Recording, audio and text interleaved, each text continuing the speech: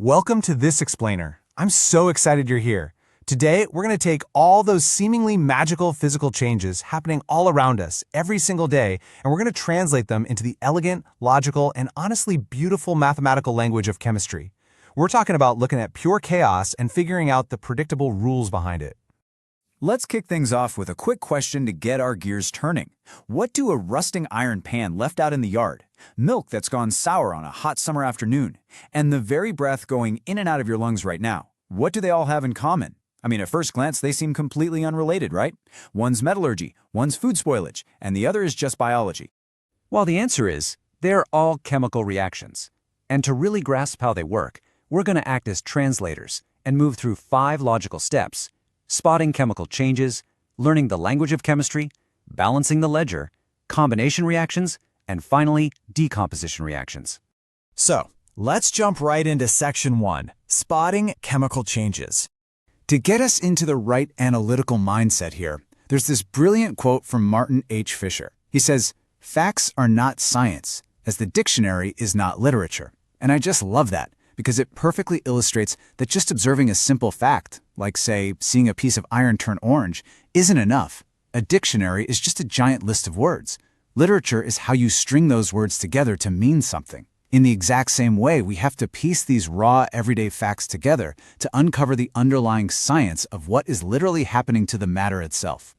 So our job is basically to be detectives. When we look at the physical world, we're hunting for 4 specific clues that scream, hey, a true chemical reaction just happened here, rather than just a boring physical change. We're looking for a change in state, a change in color, the evolution of a gas, or a change in temperature. Like, if you drop zinc granules into dilute sulfuric acid, you'll literally see gas bubbles bubbling up, and if you touch the flask, it feels warm. When you see clues like that, you know the actual nature and identity of your starting substance has fundamentally transformed. All right, that brings us to Section 2, the language of chemistry. Because, let's be real, describing a chemical reaction in a full, grammatically correct sentence is just way too clunky. We need a shorthand. So we translate reality into chemistry in 3 progressively tighter steps. We start with kind of a bulky word equation, then we slim it down to a skeletal equation using chemical symbols, and finally, we dial it in to a mathematically perfect, balanced equation. Let me show you what I mean. Say you take a piece of magnesium ribbon, clean it off, and burn it. It flares up with this dazzling white flame and leaves behind a powdery white ash. Our step 1 word equation for this just puts our initial reactants, magnesium and oxygen, on the left side, joined by a plus sign. Then we draw an arrow pointing right to show the direction the reaction is flowing, which leads to our brand new product, magnesium oxide. It's simple, it gets the point across, but it's not perfectly scientific just yet. Which leads us perfectly into Section 3, balancing the ledger. Now you might be wondering, why do we even care about balancing things? Well, it's because of a fundamental, totally non-negotiable rule of the universe, the law of conservation of mass. This rule states that mass can neither be created nor destroyed in a chemical reaction. So the total mass, and by extension the precise total number of atoms for every single element involved, has to remain exactly the same before and after the reaction happens.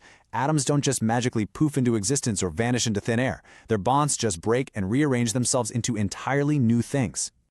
Let's look at a skeletal equation for rusting iron. This is step 2 in our translation process, right? We've swapped out the words for chemical symbols. We've got Fe for iron, H2O for water, producing Fe3O4 and H2 gas. But take a really close look at this. It's unbalanced. The mass is definitely not equal on both sides of that arrow. We can actually visualize this discrepancy using a simple hit and trial table. Think of yourself as an accountant for atoms. Look at the iron, the Fe. You can clearly see we only have 1 iron atom on the left-hand side, the reactant side. But jump over to the right-hand side, the products, and suddenly we have 3. The oxygen is wildly off too, with 1 on the left and 4 on the right. Basically, as it stands right now, this equation is completely violating the law of conservation of mass. So how do we fix it? We adjust the coefficients. Those are the big numbers sitting in front of the molecules.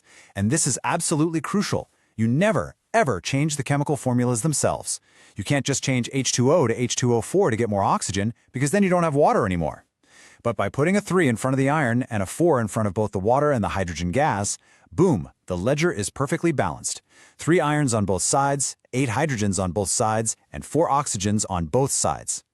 Add in those little letters in the parentheses, like S for solid and G for gas, to denote the physical states, and you've got the complete, perfectly translated picture. Now that we know the language, let's talk about the different genres of reactions, starting with Section 4, combination reactions. Just like the name implies, this is all about things coming together. A combination reaction happens when two or more substances, whether they're single elements or complex compounds, combine their forces to build a single, brand new product. It is literally the ultimate team-up in the chemical world. A fantastic real-world example of this is how people mix up whitewash for walls. If you take calcium oxide, which is commonly called quicklime, and slowly add water to it, they react super vigorously. These two entirely separate reactants fuse together to produce one single product, calcium hydroxide, otherwise known as slaked lime. And this actually brings up a really cool point. If you were to put your hand on the beaker during that quicklime reaction, it would feel incredibly hot. Because it releases a massive amount of heat alongside the product, it's called an exothermic chemical reaction. Want another great example of an exothermic reaction? Just take a breath. The respiration process currently happening inside your cells is breaking down glucose with oxygen to give you energy, and it releases heat as a byproduct. Pretty neat, right? All right, let's flip the script for Section 5, decomposition reactions. This perfectly contrasts the family reactions we just learned about. While combination is all about building things up, A plus B yielding AB, decomposition is exactly the opposite. It's about a single reactant breaking apart into multiple, simpler products. So AB yielding A plus B. It's essentially the fundamental unbuilding of a complex molecule. For instance, let's look at calcium carbonate, or limestone. If you hit it with some intense heat, you actually force it to break down. Because heat is the trigger here, we call this thermal decomposition. That single limestone reactant fractures into quicklime, which, fun fact, is a vital ingredient for making cement, and carbon dioxide gas. One reactant becomes two distinct products. But decomposition doesn't rely strictly on heat. The bonds holding these atoms together can actually be shattered by a few different types of energy inputs. Sunlight is a big one. If you put white silver chloride in a little dish out in the sun, the light energy literally decomposes it, leaving behind gray silver metal and releasing chlorine gas. Or you can use electricity. By running an electrical current right through water, a process known as electrolysis, you can rip the water molecules apart into pure hydrogen and oxygen gases. Well, we have definitely covered a lot of ground today. We've successfully translated the chaotic, everyday macro world of sour milk, burning magnesium, and rusting iron into the elegant, perfectly balanced micro world of chemistry. So I want to leave you with this final thought. Our world is basically a bustling, never-ending laboratory. What unseen chemical reactions are happening right in front of you, right at this very second, just waiting for you to spot the clues, write out the formula, and translate them? Keep your eyes open and keep questioning what you see. Thank you so much for joining me on this explainer, and I will catch you in the next one.